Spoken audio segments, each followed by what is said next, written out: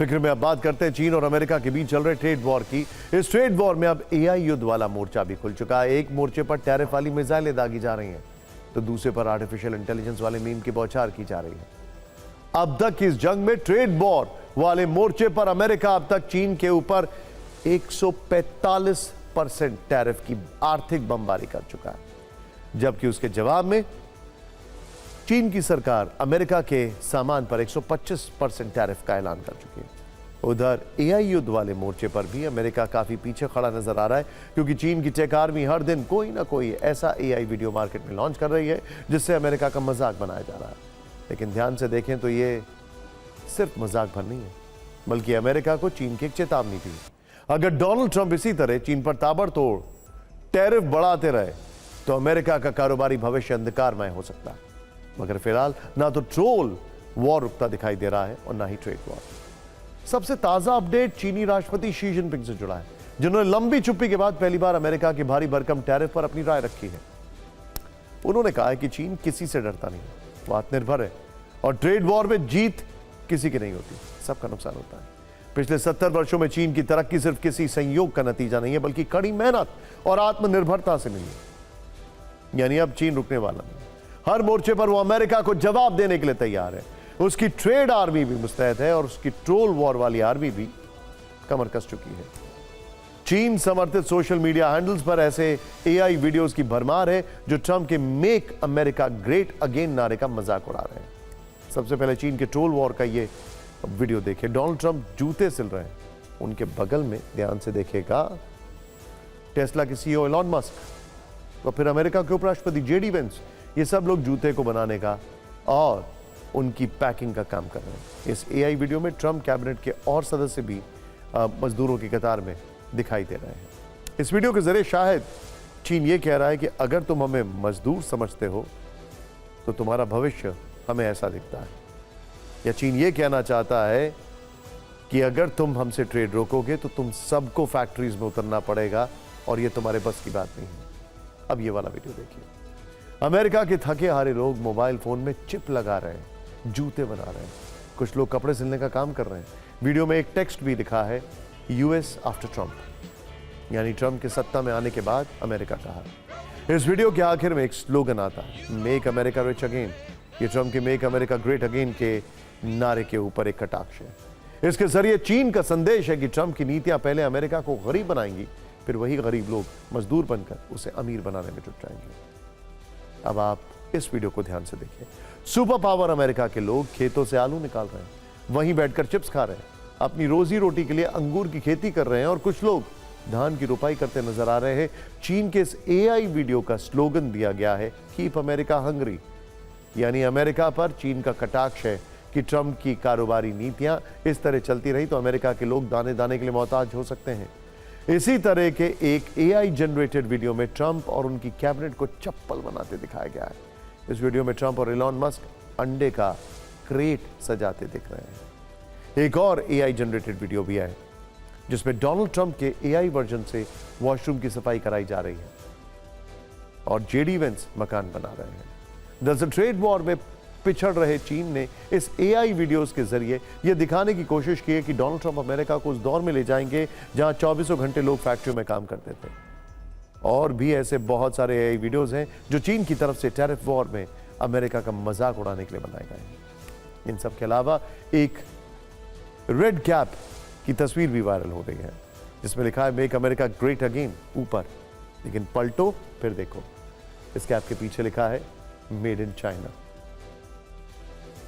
आपने अक्सर देखा होगा कि डोनाल्ड ट्रंप ऐसी ही कैप पहनते हैं जिसमें मेक अमेरिका ग्रेट अगेन लिखा होता है। इस वीडियो के जरिए कटाक्ष करने की कोशिश है कि चीन में बने सामान से अमेरिका को ग्रेट बनाने की कोशिश हो रही है।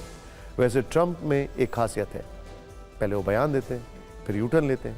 कल ही उन्होंने दुनिया के 75 देशों पर लगाए गए टैरिफ को 90 दिनों के लिए होल्ड कर दिया है।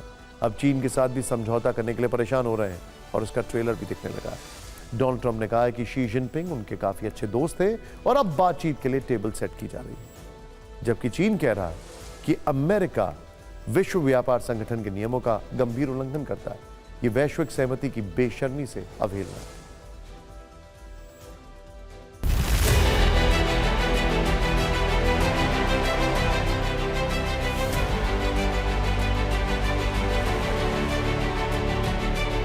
वैसे डोनाल्ड ट्रंप पर यह भी आरोप लग रहे हैं कि वो अपने उद्योगपति मित्रों को फायदा पहुंचाने के लिए टैरिफ का ये खेल खेल रहे हैं। एक वीडियो वायरल हो रहा है जिसमें ट्रंप को यह कहते सुना जा सकता है कि मार्केट गिरने और चढ़ने से किसे कितना फायदा हुआ। अब वहां की डेमोक्रेटिक पार्टी इसकी जांच करेगी।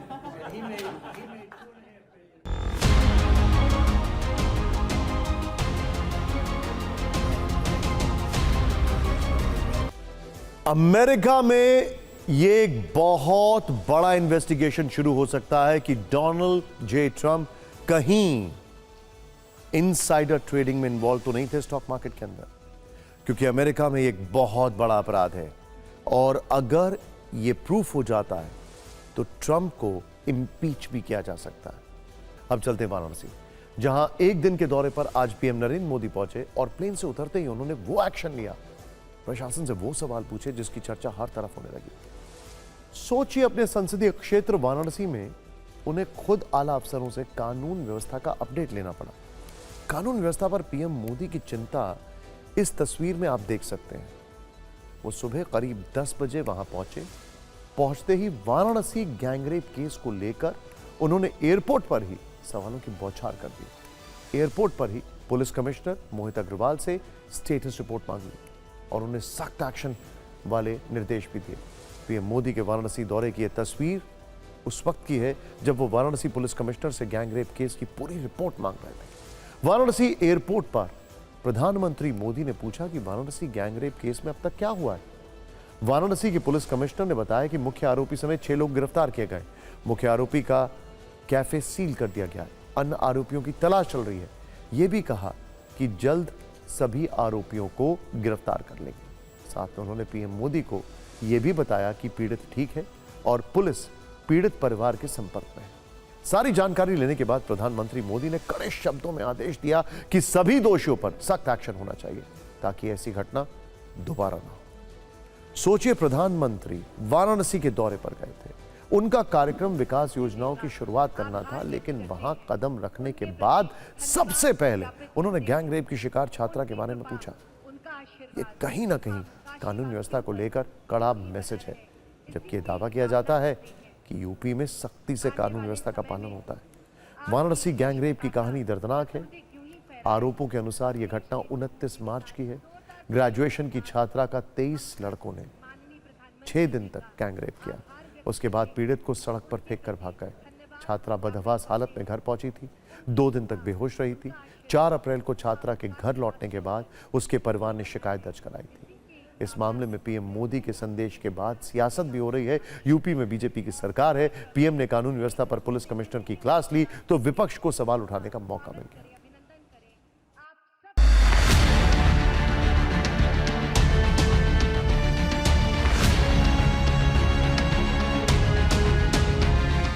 आज कानून व्यवस्था की पोल इसलिए खुल गई कि मुख्यमंत्री जी को साइडलाइन कर दिया गया और अधिकारियों से यह जानकारी ली गई कि आखिरकार उस घटना में कितने दोषी पकड़े गए हैं। जब प्रधानमंत्री सीधे जानना चाहते हो तो सोचिए सरकार की क्या बची कानून व्यवस्था। और सच्चाई यह है, दिल्ली वालों को लखनऊ वाले धोखा दे रहे हैं।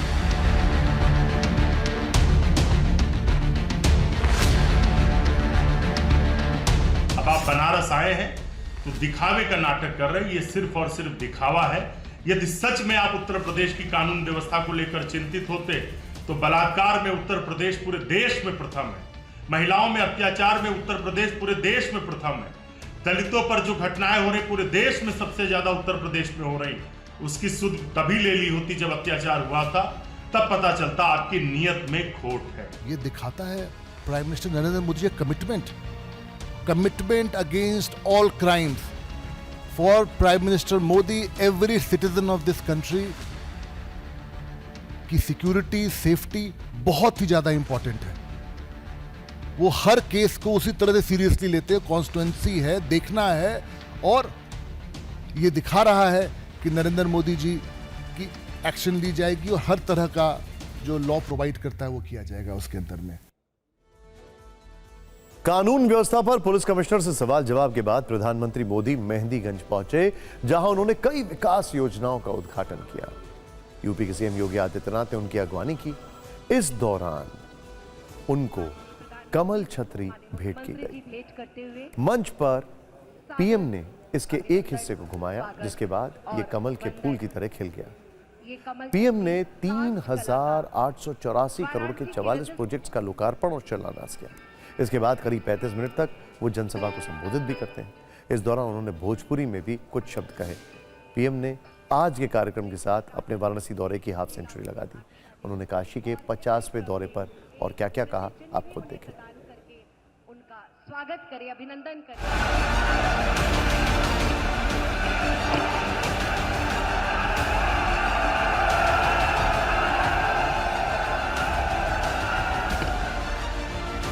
नमः पार्वती पते हर हर महादेव।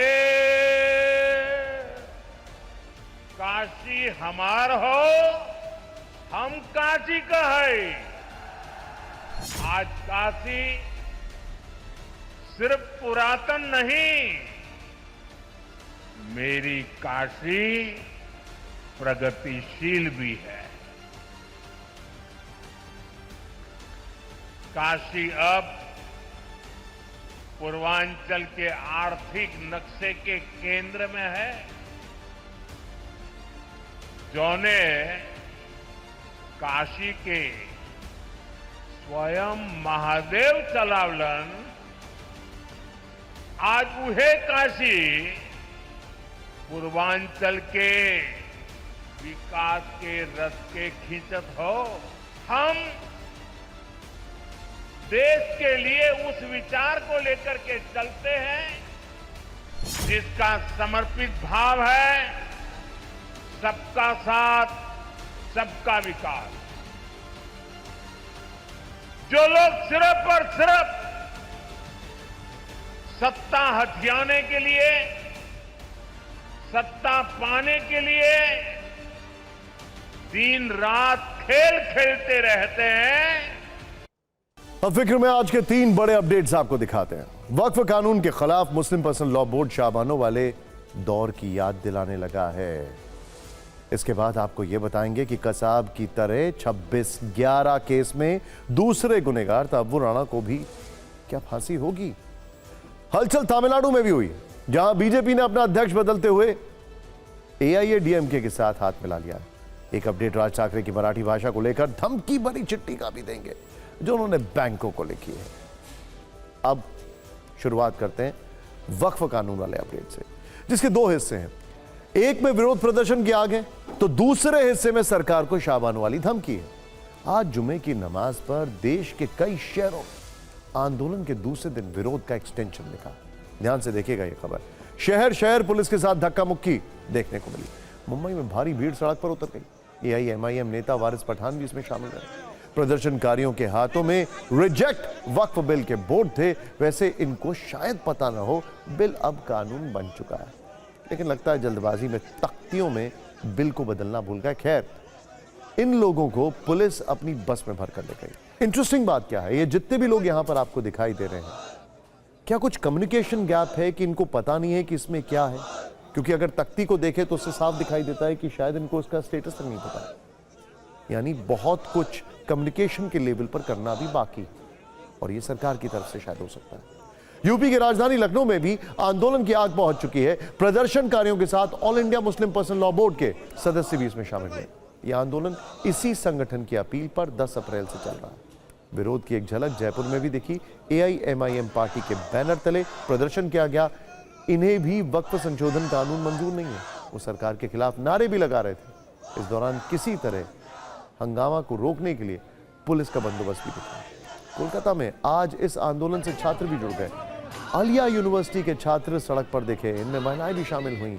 कोलकाता में 2 दिनों से संशोधित वक्फ कानून का विरोध जारी है। पश्चिम बंगाल के मंत्री सदिकुल्ला चौधरी ने सड़क पर ट्रैफिक रोकने की धमकी तक दी। उन्होंने कहा कि हजारों लोग इस आंदोलन से जुड़ेंगे। Excuse me. जम्मू कश्मीर में भी आग ठंडी पड़ती नहीं दिख रही है। आज श्रीनगर में पीडीपी कार्यकर्ताओं ने अपना विरोध जताया। उनके हाथों में सीएम ओमर अब्दुल्ला के साथ केंद्रीय मंत्री किरण रिजिजू की तस्वीरें थीं।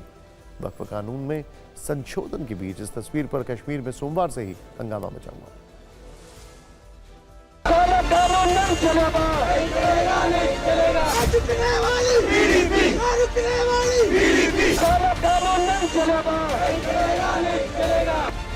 सिर्फ मुसलमान नहीं बल्कि जो सेकुलर है, क्योंकि इस वक्त सेकुलर ढांचे को खतरा है। पूरे हिंदुस्तान के सेकुलर जो ढांचा है उसको खतरा है। जो सेकुलर कुव्वतें हैं उनको इनके खिलाफ उठना पड़ेगा। वक्फ कानून में मुतनाज़ा तरमीमात पर all India Muslim personal law board की वक्फ बचाओ मुहिम ये 11 अप्रैल से 7 जुलाई तक 2025 में 7 जुलाई तक जारी रहेगी। हमारा मानना है कि वक्फ बिल मुसलमान हिंद को किसी भी तबके को मंजूर नहीं है, लेकिन जिस तरीके से इसको लागू किया गया, पार्लियामेंट में रात के अंधेरे में इसको पास किया गया, हम इसको रिजेक्ट करते हैं, रद्द करते हैं। जो वक्फ का काला कानून मोदी सरकार लाई है उसके खिलाफ आज हमने पीसफुल प्रोटेस्ट किया है और हमारे यहाँ ये पीसफुल प्रोटेस्ट जारी रहेगा देश भर में। यह संवैधानिक है, संविधान का गला घोटा जा रहा है मोदी सरकार द्वारा। तो हम चाहते हैं कि फौरी तौर से ये कानून वापस लिया जाए।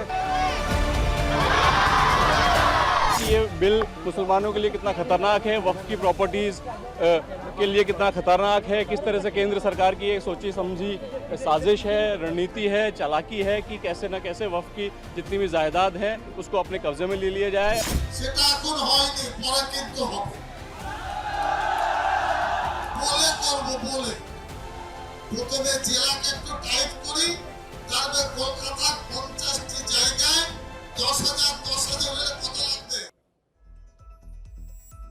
वक्फ संशोधित कानून के खिलाफ जम्मू कश्मीर में आज एक और प्लान था।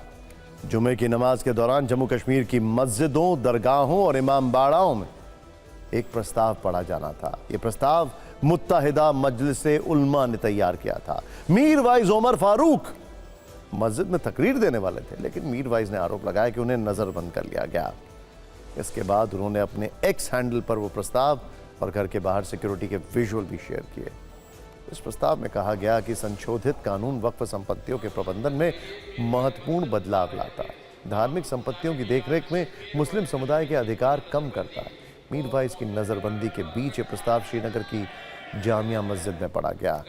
इमाम मुफ्ती गुलाम रसूल ने मस्जिद में प्रस्ताव पढ़ा। अब आते हैं वक्फ के शाहबानो कनेक्शन पर।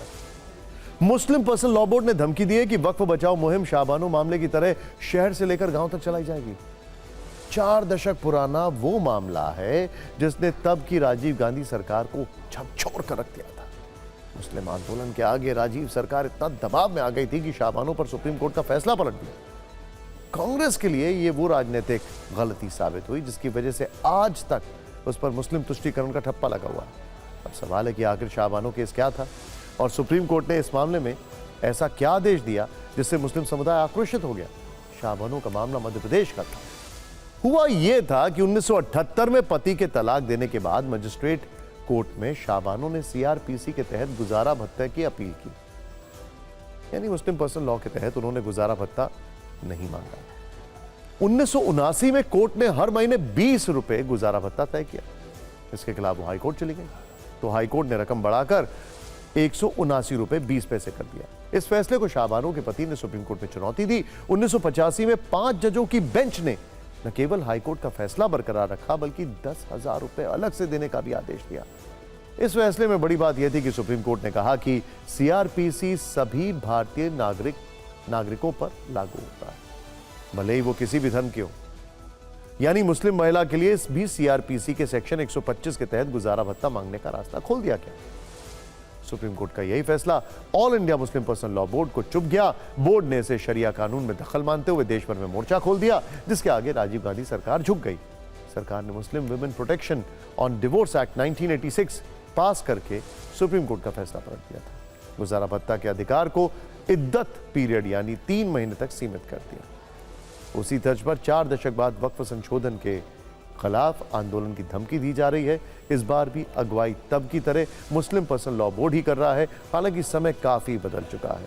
तब कांग्रेस की सरकार थी, अब बीजेपी की सरकार है। आने वाले दिनों में यह देखना दिलचस्प होगा कि आंदोलन का इस बार कितना असर होता है। और हमें यह भी जानना चाहिए कि इस बीच 3 तलाक के ऊपर भी फैसला आ चुका है, तो बहुत पानी बह चुका है। अब आपको 26/11 के आतंकवादी तहव्वुर राणा पर नया अपडेट देते हैं। देखिए, यह बड़ी इंटरेस्टिंग खबर है, इसको लेकर एक एक जानकारी हम आपको देते रहेंगे। एनआईए के सूत्रों के अनुसार अमेरिका से दिल्ली लाए जाने के बाद तहव्वुर राणा को एनआईए हेडक्वार्टर के ग्राउंड फ्लोर पर बने एक विशेष सेल में रखा गया है। वो यहां अगले 18 दिनों तक रखा जाएगा। इस दौरान एनआईए उससे रोजाना पूछताछ करेगी। जहां तक बात आज की हुई है, तो पहले दिन की पूछताछ उससे हो चुकी है। आतंकी तहव्वुर राणा से आज सिर्फ 3 घंटे ही पूछताछ हो पाई। सूत्रों से जानकारी है कि वो इस दौरान संतोषजनक जवाब नहीं दे रहा था। ज्यादातर सवालों के जवाब में याद नहीं, पता नहीं बोल रहा था। तहव्वुर राणा से आज एनआईए की टीम ने उसके परिवार और दोस्तों के बारे में पूछा, लेकिन इस दौरान वो बार बार बीमारी का हवाला देता रहा। जबकि हमारे पास खबर है कि एनआईए ने उसकी मेडिकल जांच करवाई है और उसे कोई ऐसी बीमारी नहीं है जिससे उसकी याददाश्त पर असर पड़े। यानी इसे आप ऐसे समझे कि जब तक अपराधी पर कानून का हंटर नहीं चलता है, तब तक वो अकड़ में रहता है। सब जगह कहता फिरता है कि आतंकी कारनामा तो उसी का किया धरा है। खैर, सारी साजिश का मास्टरमाइंड वो खुद था, लेकिन जब उसका सामना भारत के कठोर कानूनों से होता है, तब बचने के लिए वो खुद को गजनी बना लेता है। सब याद ना आने का नाटक करता है। लेकिन तहव्वुर राणा का ये नाटक भी ज्यादा दिनों तक नहीं चलने वाला। उसकी कड़ी सजा वाली तकदीर लिखी जा चुकी है। अब यहां पर वो सवाल जो हमने इस शो की शुरुआत में आपसे पूछा था, जो राणा के दिल्ली आते ही सियासी गलियारों से लेकर मुंबई हमलों के पीड़ितों तक पूछे जा रहे हैं। सवाल यह कि जिस तरह से 26/11 के आतंकी कसाब को भारत में फांसी दी गई, क्या उसी तरह से 26/11 के दूसरे आतंकी तहव्वुर राणा को भी भारत में फांसी दी जाएगी? इस प्रश्न का उत्तर हर देशवासी जानना चाहता है। हमारे फिक्र के सभी फैंस भी इसका जवाब जानना चाहते हैं। तो ये जवाब जानने के लिए आपको फिक्र की ये क्वेश्चनेयर जो है वो देखना होगा। देखिए, पहला सवाल तो यह है कि क्या तहव्वुर राणा को भारत में फांसी दी जा सकती है? इसका उत्तर है हाँ, उसे भारत में फांसी दी जा सकती है, ठीक उसी तरह से जैसे कसाब को दी गई थी। दूसरा सवाल यह है कि तहव्वुर को कनाडा का, वो तो नागरिक है, कनाडा में फांसी की सजा का प्रावधान नहीं है, फिर उसे भारत में फांसी कैसे दी जा सकती है? तो तहव्वुर को लेकर भारत की प्रत्यर्पण संधि कनाडा से नहीं बल्कि अमेरिका से हुई है। अमेरिका में ऐसे संगीन अपराधों में मौत की सजा का प्रावधान है, इसीलिए तहव्वुर को भी भारत में कसाब के जैसे फांसी मिल सकती है। हालांकि भारत और अमेरिका में जो प्रत्यर्पण संधि है, उसके अनुसार भारत को 5 नियमों को मानना जरूरी है। पहला यह कि तहव्वुर राणा को 26/11 मुंबई हमले के अलावा किसी अन्य केस में सजा नहीं सुनाई जाएगी। दूसरा, यानी उस पर दूसरे आतंकवादी हमलों में केस दर्ज नहीं हो पाएंगे। दूसरा नियम यह है कि भारत तहव्वुर राणा को किसी दूसरे देश को प्रत्यर्पित नहीं कर सकता, फिर चाहे वो देश भारत पर प्रत्यर्पण को लेकर कितना ही दबाव क्यों न डाले। तीसरा नियम यह है कि तहव्वुर की सुनवाई में पारदर्शिता रखी जाएगी, यानी उसे अपने पक्ष में सफाई देने का पूरा मौका मिलेगा। वो भारत की ऊपरी अदालतों में अपील कर सकता है। चौथा नियम है कि भारत सरकार को यह भी सुनिश्चित करना होगा कि वो पूरी तरह स्वस्थ रहे। उसके खान पान, कपड़े पहनने का पूरा इंतजाम भी सरकार को करना होगा। और अमेरिका से प्रत्यर्पण संधि के मुताबिक 5वां नियम यह है कि भारत को प्रत्यर्पण एक्ट 1962 का पालन करना होगा, यानी अपराधी को काउंसलर एक्सेस भी देना होगा। जरूरत होने पर परिवार से उसकी बात भी करानी होगी। वैसे तहव्वुर राणा के प्रत्यर्पण को लेकर अब सियासी क्रेडिट की लड़ाई तेज हो गई है। कांग्रेस का कहना है कि उसका प्रत्यर्पण भले ही मोदी सरकार में हुआ हो, लेकिन प्रयास यूपीए काल में ही शुरू हो चुके थे। कांग्रेस नेता कन्हैया कुमार ने यह आरोप लगाया कि तहव्वुर राणा का प्रत्यर्पण कोई कूटनीतिक सफलता नहीं है, बल्कि जनता का ध्यान भटकाने की बीजेपी की चाल है, जिस पर बीजेपी ने भी कांग्रेस को काउंटर किया। एक आतंकवादी को लेकर पक्ष विपक्ष पे दिन भर जुबानी फायरिंग कैसे होती रही, आप खुद देखें।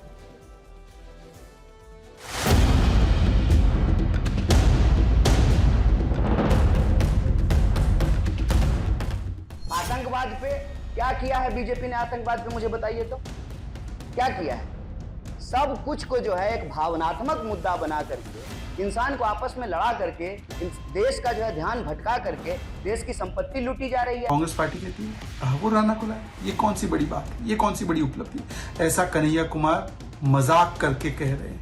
ये वही कन्हैया कुमार है जो नक्सली को शहीद मानते हैं, जो अफजल गुरु के समर्थन में एक पूरे कार्यक्रम को करते हैं, और अफजल हम शर्मिंदा है, तेरे कातिल जिंदा है कहने वाले लोगों को इनकी जमात ने सपोर्ट किया है। ये वही कांग्रेस पार्टी है जो हाफिज सईद साहब कहती है, जिसने 26/11 का दोष पाकिस्तान से हटाकर भारत पर डालने की चेष्टा की। मुबारक हो कि किसी को तो लाए ये, वो जो लाने वाले थे ब्लैक पैसा और हर एक को 15 लाख मिलने वाला था, वो किधर गया? 26/11 के 17 साल बाद भी देश में बेशर्म सियासत जारी है, लेकिन उन पीड़ितों का दर्द सुनने वाला कोई नहीं है जिन्होंने इस हमले में अपनों को खोया है, खुद भी गंभीर रूप से घायल हुए, चोट के दर्द से आज तक नहीं उबर पाए हैं और इलाज कराते कराते उनका सब कुछ बिक गया। 26/11 हमले की ऐसी एक पीड़िता है साबिरा शेख, जो उस दिन मझगांव टैक्सी बम धमाके की चपेट में आई। इस ब्लास्ट में उनका एक पैर बुरी तरह जख्मी हो गया। वो तभी से बिस्तर पर हैं, चलने को आज भी तरसते हैं। उनका 11 बार ऑपरेशन हो चुका है। शरीर में आज भी बमों के छर्रे हैं। हर महीने उन्हें 1 लाख रुपए का महंगा इंजेक्शन लगवाना पड़ता है। इस इलाज में उनकी 10 बीघा जमीन बिक चुकी है, जेवर बिक चुके हैं, फ्लैट भी बिक चुका है। अब ना तो इलाज के पैसे बचे हैं, न घर में उन्हें कोई और संभालने वाला है। सबीरा का बेहिसाब दर्द उनकी जुबानी।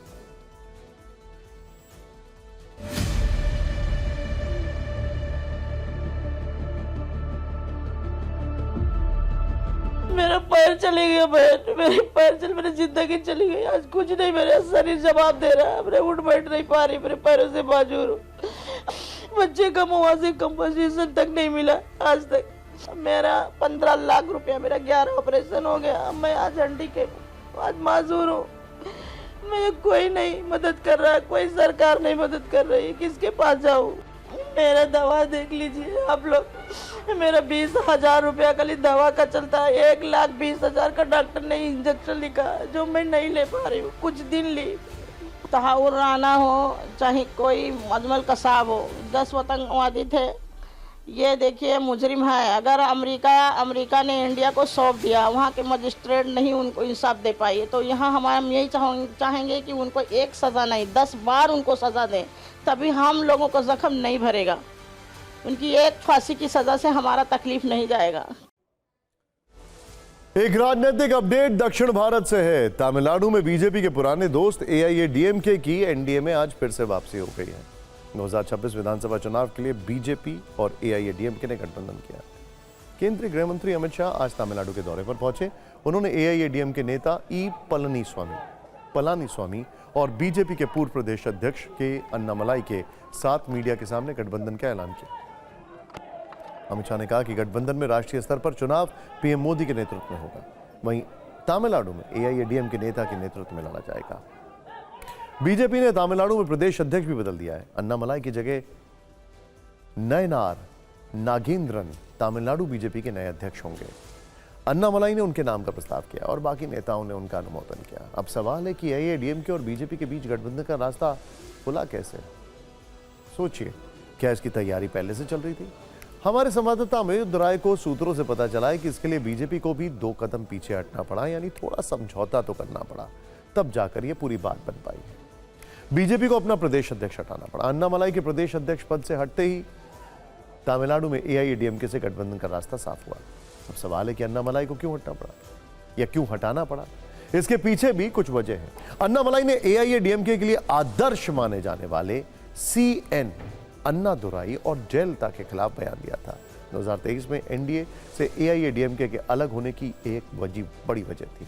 दूसरी वजह यह थी कि पलानीस्वामी और अन्नामलाई दोनों एक ही समुदाय से आते हैं, यानी दोनों का वोट बैंक एक है। सूत्र बता रहे हैं कि दोनों के बीच अहम का टकराव था। अन्नामलाई को लगता था कि वो अकेले अपनी सियासी जमीन तैयार कर लेंगे, लेकिन जब 2024 के लोकसभा चुनाव में स्कोर 0 रहा तो दोनों दलों ने सोचा कि हाथ मिलाना ही सही रहेगा। अब सूत्र बता रहे हैं कि गठबंधन के लिए व्यक्तिगत तौर पर अमित शाह 6 महीने से लगे हुए थे। पिछले लोकसभा चुनाव में दोनों दलों को जोड़कर 33% वोट मिले थे। ऐसे में माना जा रहा है कि बीजेपी के इस दांव से गठबंधन को 2026 के विधानसभा चुनाव में फायदा तो जरूर मिलेगा।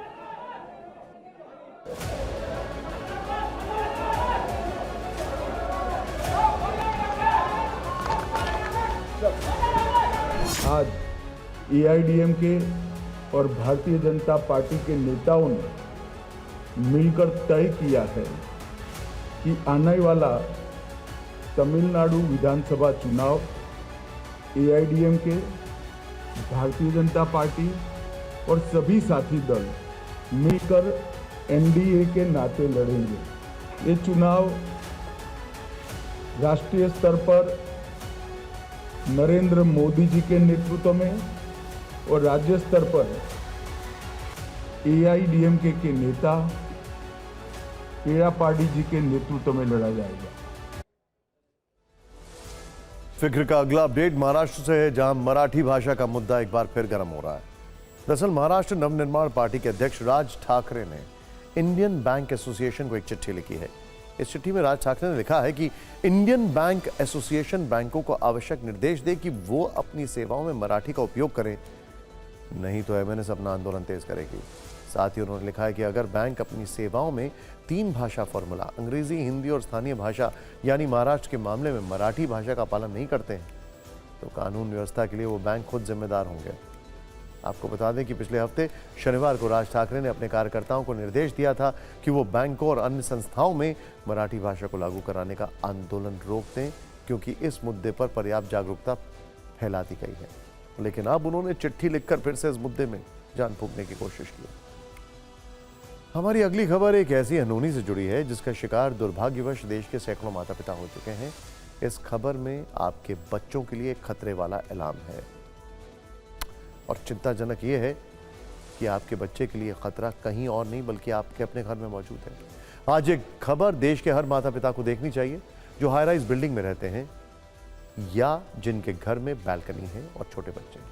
फिक्र की फाइल देश के सबसे बड़े अस्पताल एम्स से आई एक रिपोर्ट पर आधारित है, जिसमें बताया गया है कि कैसे हाई राइज बिल्डिंग की बैल्कनी से गिरकर बच्चों की मौत हो रही है। बैल्कनी से गिरने के बाद बच्चों के बढ़ते मौत के आंकड़े एम्स के डॉक्टर्स को परेशान करने वाले हैं और इसी गंभीर खतरे को देखते हुए एम्स ने बच्चों की जान बचाने की जिम्मेदारी उठाई है। बैल्कनी वाले खतरे से सावधान करने के लिए एम्स एक अभियान चला रहा है और इस अभियान का नाम है सुरक्षित बैल्कनी सुरक्षित बच्चा। बैल्कनी से बच्चों को के गिरने के मामले बढ़ने के बाद एम्स की ओर से यह जरूरी कैंपेन शुरू किया गया है, क्योंकि एम्स ट्रॉमा सेंटर के आंकड़े बताते हैं कि ऊंचाई से गिरकर गंभीर रूप से घायल होने वाले 3 में से 1 बच्चे की इलाज के दौरान मौत हो जाती है। इसीलिए देश के हर माता पिता को जागरूक करना जरूरी है और यह जिम्मेदारी एम्स के डॉक्टर सुरक्षित बैल्कनी कैंपेन के जरिए निभा रहे हैं। लेकिन अभियान की गंभीरता और बच्चों से जुड़े बैल्कनी वाले खतरे को समझने के लिए हम आपको कुछ आंकड़े दिखा रहे हैं, जिससे आपको यह अंदाजा हो जाएगा कि सावधान रहने की जरूरत है कितनी। देखिए, रिपोर्ट्स बताती हैं कि भारत में 16 वर्ष तक के 60% बच्चों की मौत ऊंचाई से गिरने की वजह से होती है और इनमें सबसे ज्यादा मौत की वजह बन रही है घर की बैल्कनी, जो लगभग सभी घरों में मौजूद है। आंकड़ों के अनुसार हर महीने एम्स में 10 से 12 केस ऐसे आते हैं जिसमें बच्चे बैल्कनी से गिर जाते हैं और हर महीने बैल्कनी से गिरने की वजह से औसतन 2 से 3 बच्चों की जान जा रही है। आंकड़े ये भी बताते हैं कि 6 वर्षों में 151 बच्चों ने इलाज के दौरान दम तोड़ दिया। एम्स के ट्रॉमा सेंटर के अनुसार हर वर्ष एम्स में हेड इंजरी के 700 से 800 गंभीर केस आते हैं।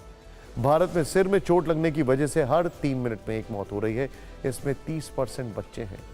इनमें वो बच्चे भी शामिल हैं जो खेलते हुए या माता पिता की किसी लापरवाही की वजह से बालकनी से गिर जाते हैं और इसी पर एम्स ने सावधान करने वाला एक डेंजर अलार्म बजा दिया। बालकनी को सुरक्षित बनाने के लिए जो रेलिंग लगाई जाती है वो कितनी ऊंची हो जिससे इस खतरे को टाला जा सके, तो इसे भी नोट कर लें। अगर बालकनी की रेलिंग की हाइट 1 मीटर से कम है तो इसे खतरनाक, बेहद खतरनाक माना जाता है और ऐसा बिल्कुल भी नहीं होना चाहिए। अगर बालकनी की में लगी रेलिंग की ऊंचाई 1 मीटर तक है तो ये national building code of India के मानकों के अनुसार है और सही है। अगर इस रेलिंग की ऊंचाई 1.2 मीटर तक है तो इसे और ज़्यादा सुरक्षित कहा जा सकता है। आज आपको यह भी जानना चाहिए कि अगर आपके घर में जो बालकनी मौजूद है उसकी रेलिंग कितनी बड़ी होनी चाहिए, उसमें कितना गैप होना चाहिए और अगर उसमें कांच का इस्तेमाल किया जाता है तो वो बालकनी किस तरह बनी होनी चाहिए। सबसे पहले रिहायशी इमारतों की बात करते हैं और इसके बारे में जैसा हमने आपको बताया, national building code of India के तहत बालकनी की रेलिंग की ऊंचाई कम से कम 1 मीटर तो होनी ही चाहिए। घर की बालकनी 9 मीटर से ज़्यादा ऊंचाई पर है तो ज़्यादातर हाई राइज बिल्डिंग में होता है तो रेलिंग 1.2 मीटर ऊंची हो और एक रेलिंग से दूसरी रेलिंग के बीच का गैप 100 मिलीमीटर से ज़्यादा नहीं होना चाहिए, जिससे उसमें बच्चे का सिर ना फंसे। और अगर बिल्डिंग कमर्शियल है या फिर किसी पब्लिक प्लेस पे है जैसे मॉल है या थिएटर्स है तो वहाँ भी बालकनी की रेलिंग की ऊंचाई कम से कम 1.2 मीटर तक होनी चाहिए। सोचिए, ये वो चीज़ें हैं जिनको ध्यान में रखना ज़रूरी है।